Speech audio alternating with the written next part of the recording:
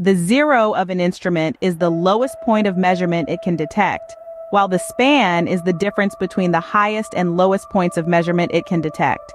Together, they define the range of the instrument. So how do you calculate these crucial values? The process begins with the zero. To identify this, the instrument must be in a zero state, meaning it's not measuring anything.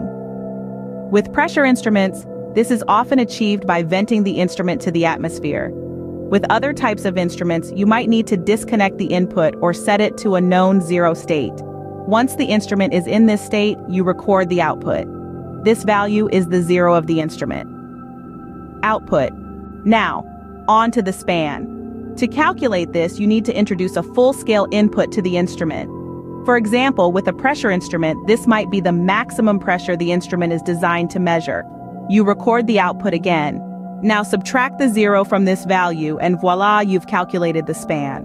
This process may seem simple, but it is fundamental to ensuring the accuracy and reliability of instruments. It allows engineers and technicians to calibrate instruments correctly, ensuring they provide accurate measurements. So, to sum up, the calculation of the span and zero of an instrument involves two steps. First, you determine the zero by setting the instrument to its lowest measurable state and recording the output. Then you calculate the span by introducing a full-scale input and subtracting the zero from the recorded output. This process, while seemingly intricate, is an essential part of maintaining the accuracy and reliability of instruments, ensuring they provide the correct measurements every time.